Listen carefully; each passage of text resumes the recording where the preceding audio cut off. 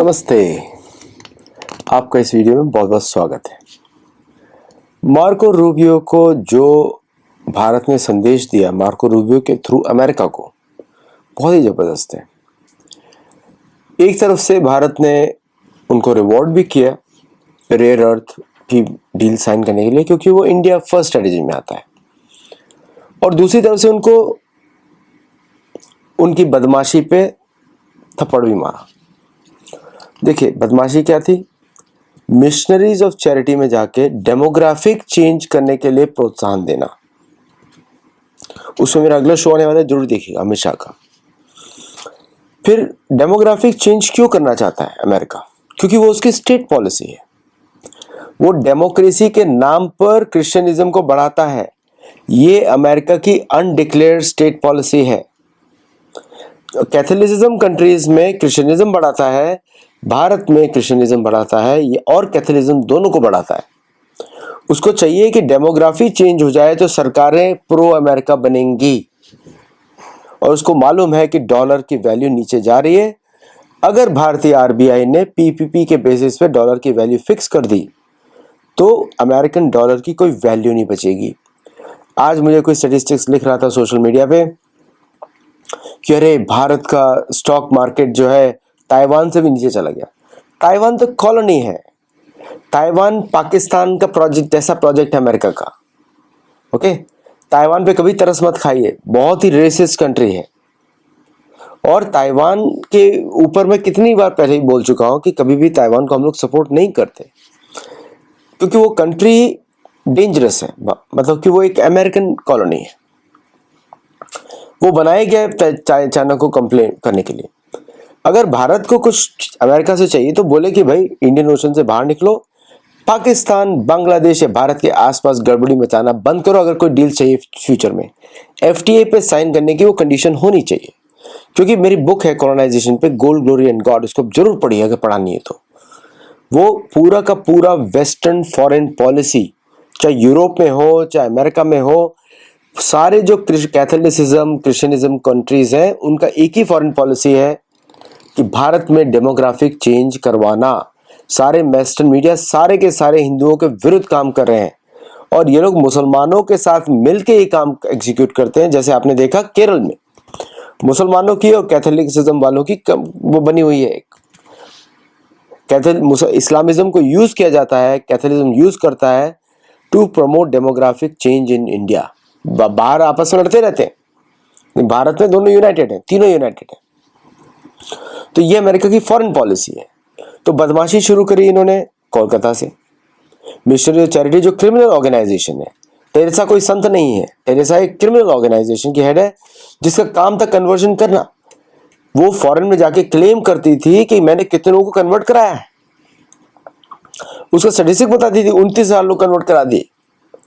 American, कितने सारे American visa पे आते हैं इंडिया एजुकेशन के लिए, इंग्लिश सिखाने के लिए, और कितने सारे कन्वर्जन की एक्टिविटीज करते हैं। साउथ कोरिया से आते हैं, ऑस्ट्रेलिया से आते हैं, यूरोप से आते हैं, अमेरिका से आते हैं, यूके से आते हैं, और कभी कभी तो ताइवान से भी आते हैं, न्यूजीलैंड। ये सारी कंट्रीज मिल के भारत के विरुद्ध लगी हुई है कि अगर हम भारत की सरकार बदल देंगे तो सरकार हमारी हो जाएगी। और इसी का ऑप्शन देती है कांग्रेस पार्टी भारत में लोगों को। समझ रहे हैं आप? ये प्रोपेगेंडा नहीं है, ये फैक्ट्स है। ये लोग खुद ही इसको रिफ्यूज नहीं कर सकते, क्योंकि आपको मालूम है एज एन ऑथर मैं रिसर्च करके ही बात करता हूँ आपसे, इधर उधर का बातें नहीं करते। और अगर आपको ज़्यादा सीखना है, अगर आपको कोलोनाइजेशन हटाना है या धर्म की तरह सीखना है, तो गुरुकुल में जुड़िए। हमारा गुरुकुल चल रहा है 20 सालों से, तो वहाँ पे रजिस्ट्रेशन लिंक है, आप रजिस्टर करिए। हमारे, अगर आप हम लोग को बाकी तरीके से सपोर्ट करना चाहते हैं तो यूट्यूब के मेंबर बनिए, या फिर आप हम लोग को कुछ और मदद दे सकते हैं। जेल का, पेपाल का, वेनमो का, सबका लिंक ऑलरेडी आपके स्क्रीन पे है, वहाँ सपोर्ट कर सकते हैं हम लोग को। चलिए आगे चलते हैं। तो कोलकाता से बदमाशी शुरू करी इन्होंने, फिर उसके बाद आए दिल्ली। तो दिल्ली में इनका वापस, कोलकाता को हमने नोटिस कर लिया था कि आप सिर्फ ट्रेड डील के लिए नहीं आए हो इंडिया में, क्वाड मीटिंग के लिए नहीं आए हो, आप कोलकाता से बदमाशी करने के लिए आए हो। फिर आपने अपना काम किया, जयपुर गए, फिर आगरा गए, और जयपुर में आपको मालूम है कांस्टेबल भेज दिया भारत ने। सही किया, यही प्रोटोकॉल होता है। सेक्रेटरी ऑफ स्टेट का प्रोटोकॉल यही होता है कि only in the capital they can receive the reception if the host country wants your इज्जत देना चाहते हैं। और आपने वो डील साइन करी जो भारत के पक्ष में है। बाकी पूरी दुनिया में अमेरिका ने गेम खेला हुआ है, dry up the investments in India, all investments in the US. और जो भारतीय कंपनीज अमेरिका में इन्वेस्ट कर रही हैं, they are buying up the countries there, companies there, ताकि वो फ्यूचर में अगर जब अमेरिकी गवर्नमेंट चेंज होती है, they have a foot hold in America, या फिर हो सकता है कि वो कंपनीज और टेक्नोलॉजीज भारत में आ जाए। तो स्ट्रेटेजिक इन्वेस्टमेंट भी हो सकता है, प्राइवेट इन्वेस्टमेंट्स भी हो सकता है, बट उस पर हमको ज़्यादा रीड करना नहीं चाहिए। 2000 प्राइवेट बिजनेस इन्वेस्टमेंट्स, और हो सकता है कि वो कंपनीज भारत में भी बड़ा इन्वेस्टमेंट कर रही हैं। वो डिटेल्स हमारे सामने कभी आएंगी नहीं, आ भी सकती हैं उनकी एनुअल ऑडिट रिपोर्ट्स में, तो आप वहाँ पे जाके चेक कर सकते हैं। तो उस पर कमेंट करना हमारे लिए ठीक नहीं है। लेकिन एफडीआई, फॉरेन डायरेक्ट इन्वेस्टमेंट को ड्राई अप करने की अमेरिका पूरी साजिश कर रहा है, और इसीलिए पूरा का पूरा भारतीय एडमिनिस्ट्रेशन सिक्योरिटी की तरफ से, हर तरफ से, they are putting a very fixed eye on America.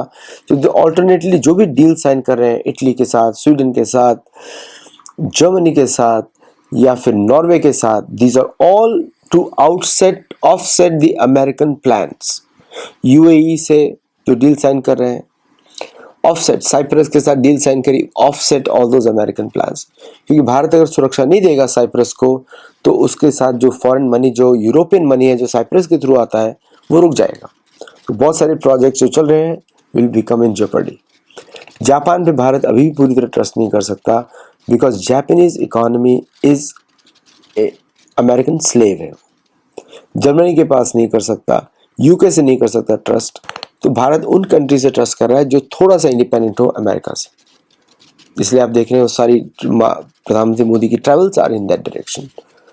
Marco Rubio के आने के बाद, मार्को रूबियो आगरा गए, पर्सनल विजिट थी, वापस उन्होंने ताजमहल को दिखाया। क्योंकि भारतीय गवर्नमेंट ने एक्चुअली एक और काम करना चाहिए, give a receipt to everybody, instructions कि आप लोग इन सिटीज़ में जा सकते हैं, this is our national monument, Ram Mandir जाइए, या आप कोई पुराने मंदिर जाइए हिंदुओं का, ताजमहल में नहीं जाइए।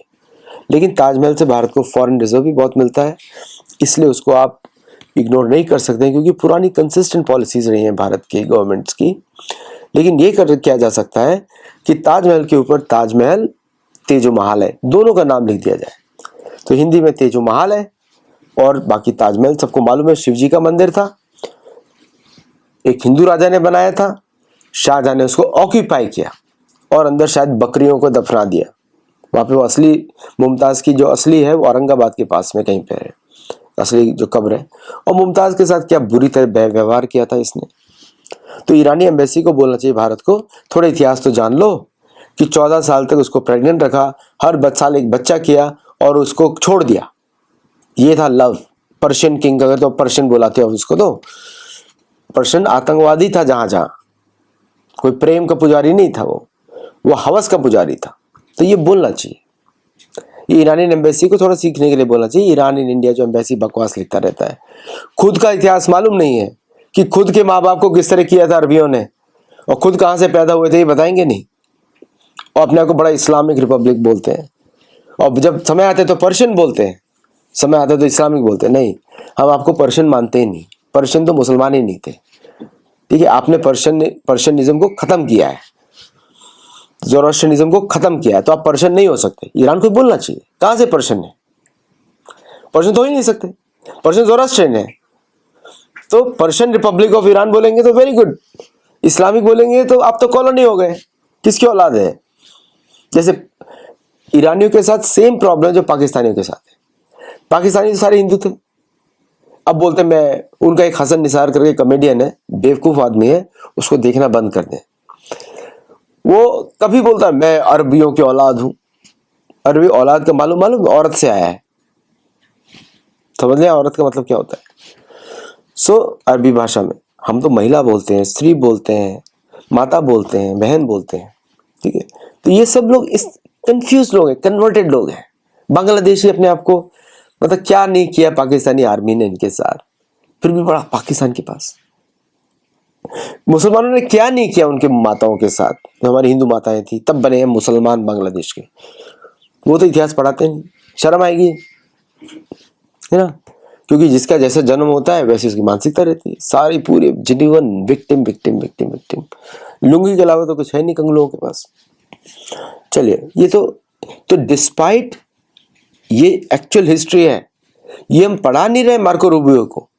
एक लेक्चर देना चाहिए किसी को बैठ के, मार्को रूबियो को या उसके बाकी अमेरिकन पॉलिटिशियंस को, ऐसे लेक्चर्स देने चाहिए, है ना। हमको भी बुला सकते हैं, हम भी लेक्चर दे सकते हैं व्हाइट हाउस में आके, दिखा सकते हैं कि क्या है एक्चुअली कल्चर। लेकिन वो नहीं काम करेंगे क्योंकि उनको कॉलोनियल माइंडसेट पे काम करना है।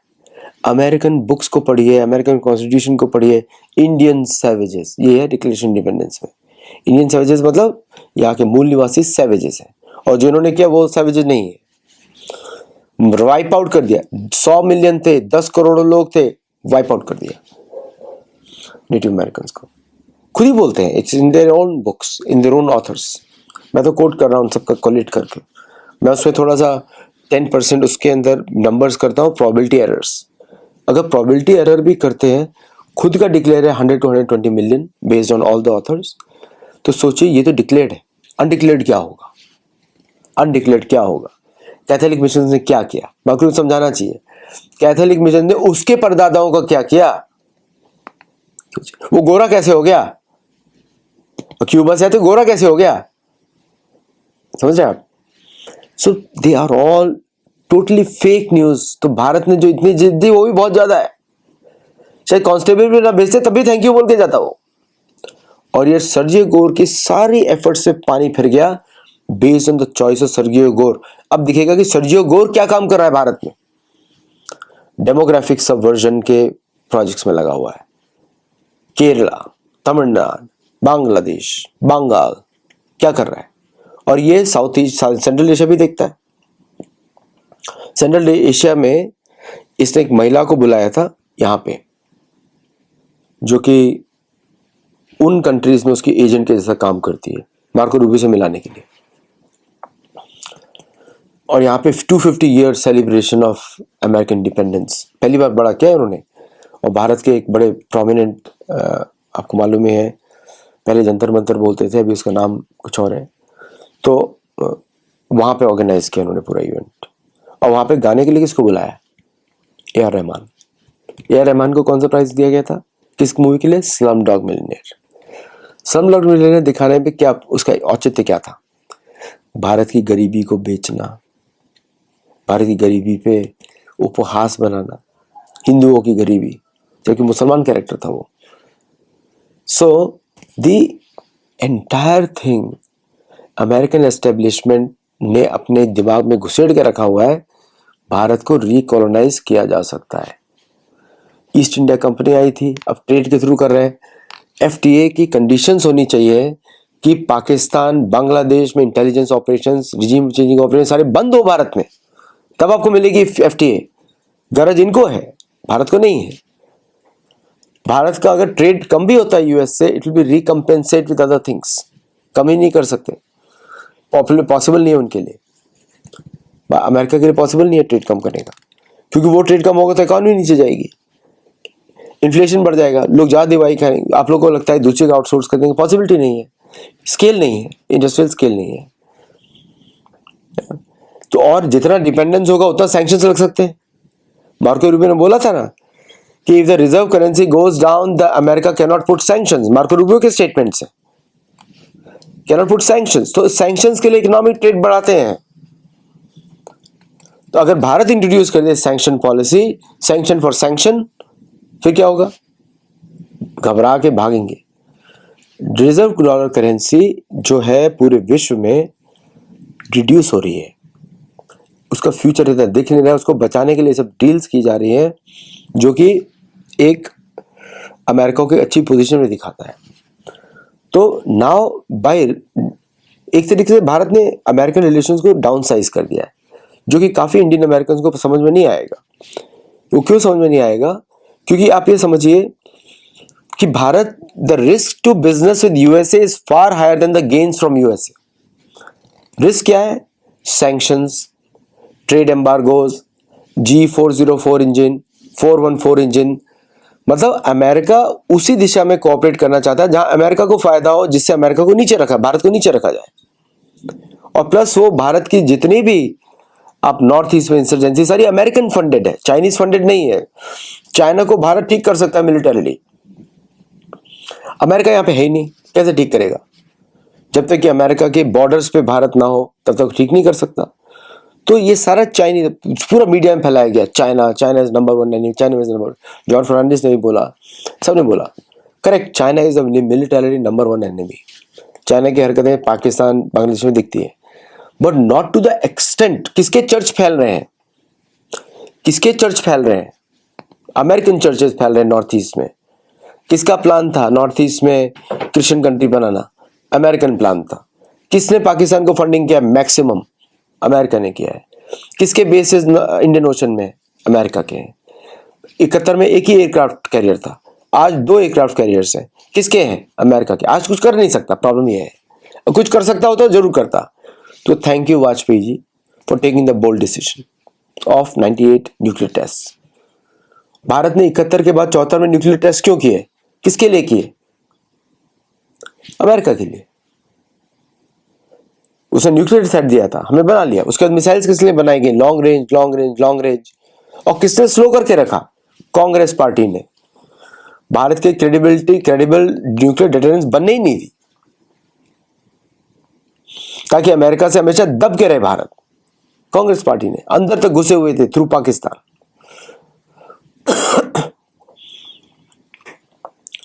कोई भी news before reaching the Indian public used to reach Pakistan, because पाकिस्तानियों को मालूम होता था क्या कर रहे हैं। इतना कंट्रोल था उनका। धुरंधर मूवी में कुछ सच दिखाए गए थे, सारे सच नहीं थे, कुछ सच थे। तो उन सब वो रियल स्टोरीज है सारे। दाऊद इब्राहिम और ये सब स्टोरीज किसकी हैं? पाकिस्तानी इंटेलिजेंस, यूएस किस तरह काम करे आपस में। So Marco Rubio is the head of USCRF.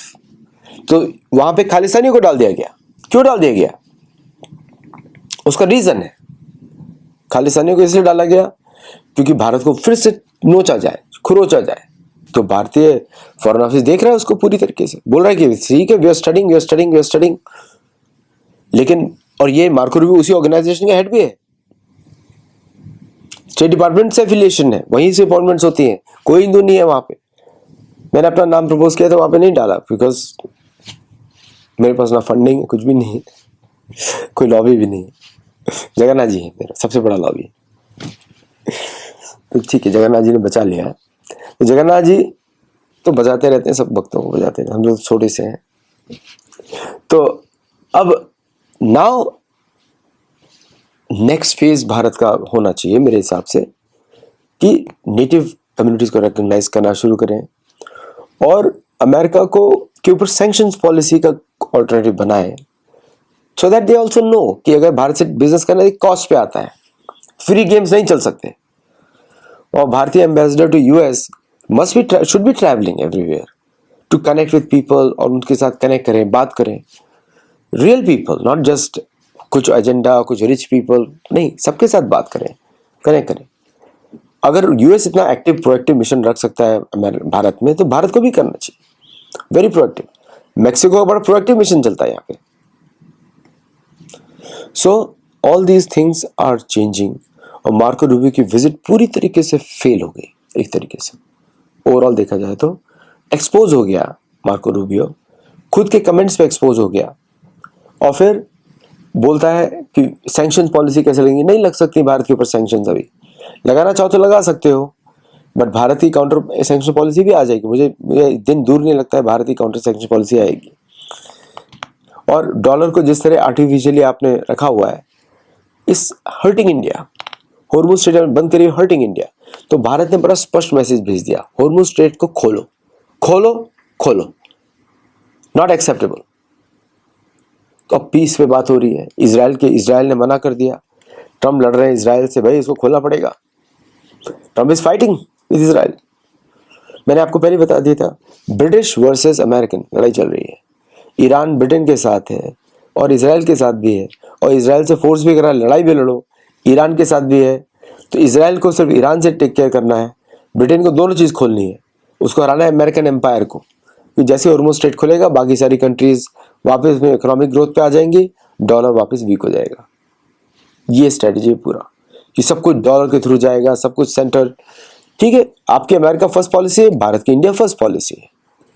तो अजीत डोभाल जी ने ऐसा कम्युनिकेट किया होगा, मैं एज्यूम कर रहा हूँ, क्योंकि आउटकम्स आर मोर इम्पॉर्टेंट, जो आपको 3-4 महीने, 6 महीने, 7 महीने में दिखाई देगा।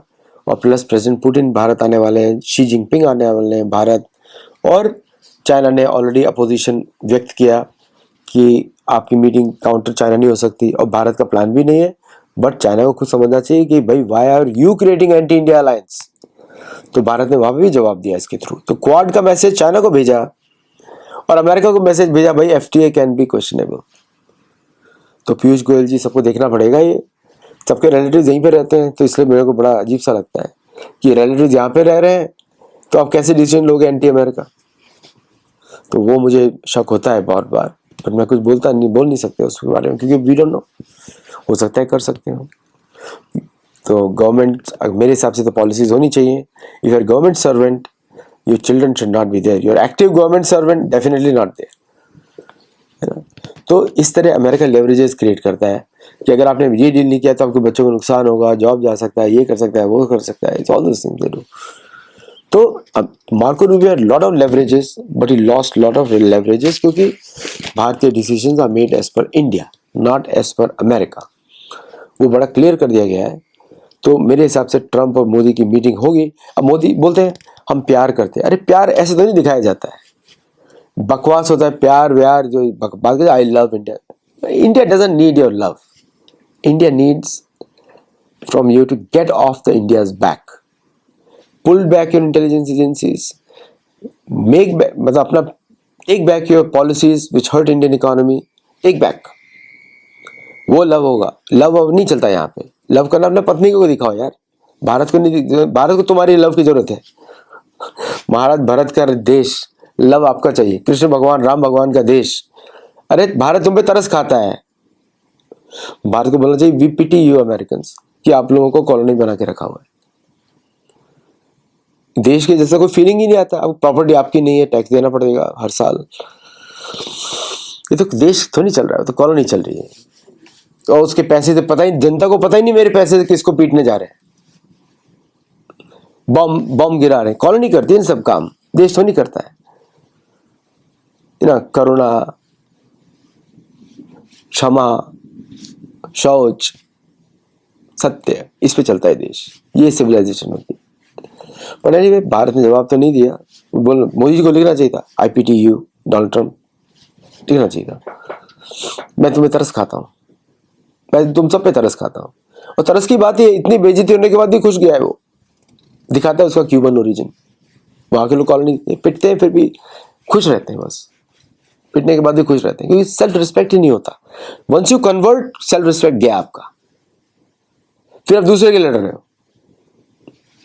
तो अपना मूल धर्म नहीं छोड़ना चाहिए, सनातन धर्म say that is the best in the world, छोड़ना नहीं चाहिए कभी भी। उसमें कभी आपको श्रद्धा नहीं है किसी देवी देवता में, किसी की भी पूजा कर सकते हैं, बड़ा आसान होता है। कुछ नहीं तो हरि नाम लो, बस राम राम कृष्ण कृष्ण हरि हरि। तो आज के लिए बस इतना ही। Total failure overall. भारत ने रेयर अर्थ की डील साइन करी फॉर इंडियाज इंटरेस्ट, और बाकी डिफेंस पे तो भारत देखेगा, Bharat is exploring other options, Rafale और बाकी सब तो देख रहे हैं। भारत का खुद इंटरनल डेवलपमेंट जबरदस्त है, तो मैं आपको अपडेट करूंगा। नेवी का डेवलपमेंट, आर्मी का डेवलपमेंट, ड्रोन का डेवलपमेंट, मिसाइल्स का development, phenomenal strong in India. आज के लिए बस इतना ही। नमस्कार, जय Jagannath, and I will see in the next show. Thank you. और अगर आप मेंबर नहीं है, वापस मेरी रिक्वेस्ट है, मेंबर्स में हमको सपोर्ट करिए। If you can support in any way, आप मेरे इंस्टाग्राम रील्स की, टिकटॉक रील्स, वो सब देख सकते हैं। और जो भी मैं धर्म पे वीडियोस करता हूँ, प्लीज़ उसको लाइक करिए, शेयर करिए।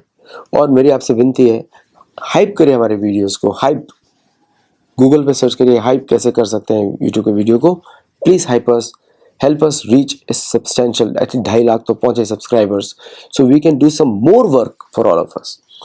Thank you. Namaste. Jai Jagannath. I'll see you in the next show.